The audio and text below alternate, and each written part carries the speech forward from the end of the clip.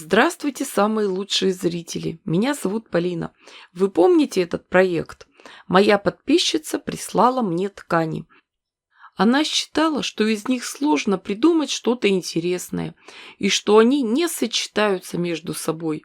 Но мы возьмем в работу бежево-коричневые и зеленые цвета. Приготовим квадраты 15 на 15 сантиметров. Разложим их по стопочкам. Зеленые, темно-коричневые, светло-бежевые и средние. Следующий этап нашей работы. Нам надо сшить блок из 4 квадратов. Как это сделать хорошо и быстро, я постоянно показываю в своих видео. Сшиваем попарно детали из первой и второй стопочки, потом сразу же присоединяем детали из третьей и четвертой. Шьем гирляндой одну деталь за другой, нитки не обрываем, никаких промежутков не делаем.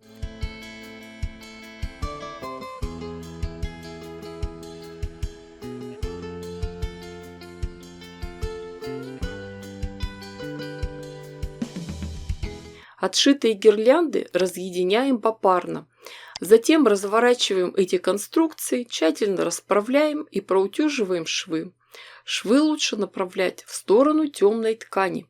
Так они не будут просвечивать и все изделие будет выглядеть опрятно. После этого делаем соединительный горизонтальный шов.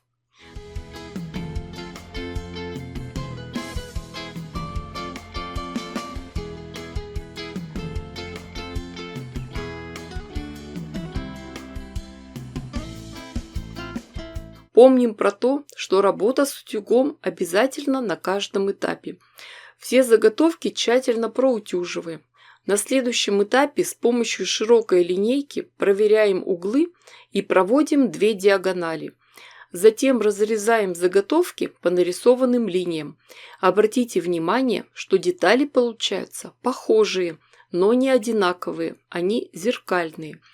Из этих 4 элементов получаются 2 одинаковых квадрата.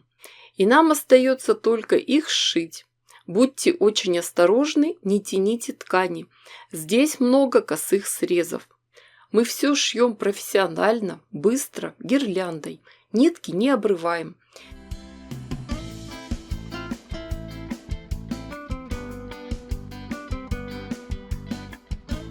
Теперь разъединяем готовые детали, расправляем, проутюживаем.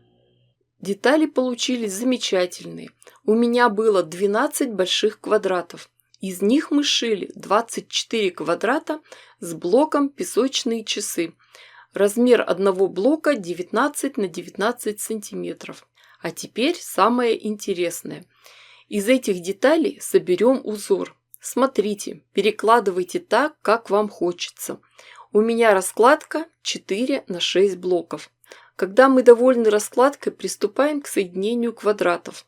Сначала сшиваем детали из первой и второй колонки, потом из третьей и четвертой, пятой и шестой, а уже затем соединяем вместе все гирлянды. Вот здесь надо шить очень осторожно. Здесь вот все срезы косые. Учитесь ткани брать осторожно, чтобы ничего не перетянуть.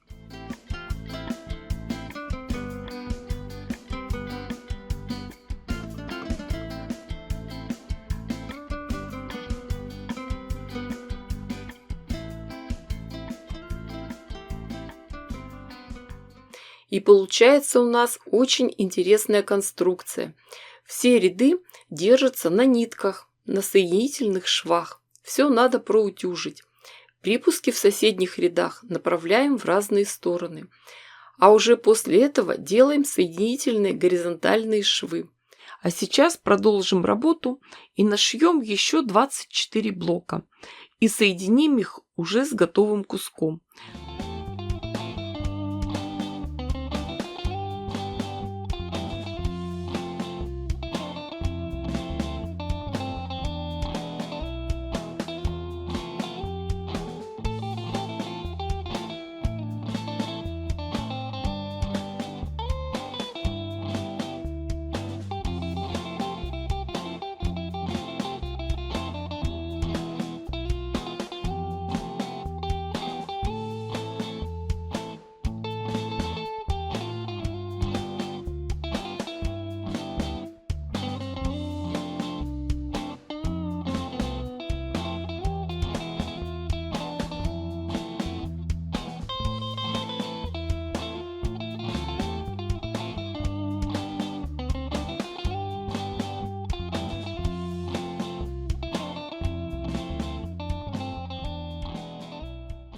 Получилось полотно размером 110 на 150 сантиметров. К сожалению, многие ткани закончились, и таким узором уже нельзя увеличить размер. Поэтому будем делать рамку. Сначала обошьем полосками темно-коричневого цвета шириной 7 сантиметров. Затем бежевыми полосками шириной 5 сантиметров. А завершит работу кайма шириной 15 сантиметров. Мои самые внимательные зрители, конечно, помнят, что мы с этим полотном работали чуть раньше, а сейчас продолжаем шить. В качестве утеплителя возьмем термостежку. Хочется сделать легкое покрывало. С ним удобнее работать за простой бытовой швейной машинкой. Расстелим термостежку на ровной поверхности. Уложим сверху красивую лоскутную часть. Термостежку выкраиваем больше лоскутного верха. Все скалываем английскими булавками для квилтинга, они изогнутой формы. Полотно сворачиваем в трубочку и переносим поближе к швейной машинке. Самый главный секрет стежки – это приставной столик. Надо, чтобы все полотно лежало ровно на одной плоскости с игольной пластиной. Стежку будем делать самую простую, прямыми линиями. Строчку поставим декоративную, зигзаг в 3 прокола. Так легче прошивать толстые соединения. Первый шов прокладываем посередине полотна. Начинаем с верхнего края, доходим до конца. Потом нитки отрезаем и следующий шов начинаем тоже сверху. Когда прошили все в одном направлении, начинаем стежку в другом. И еще один момент. Здесь узор в виде треугольников. Можно прошить их тоже, подчеркнуть рисунок.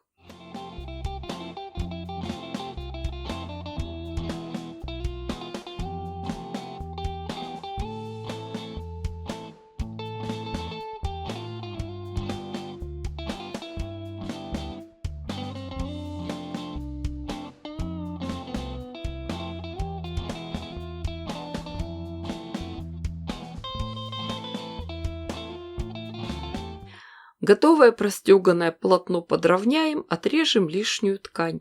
И остается только пришить окантовку. Прямую полоску ткани шириной 4 см. Сначала пришиваем к лицевой стороне.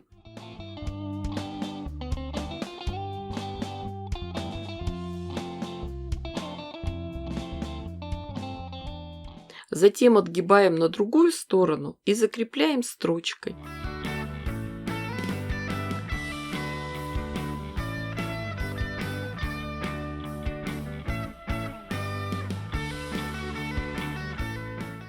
И получилось у нас прекрасное лоскутное покрывало.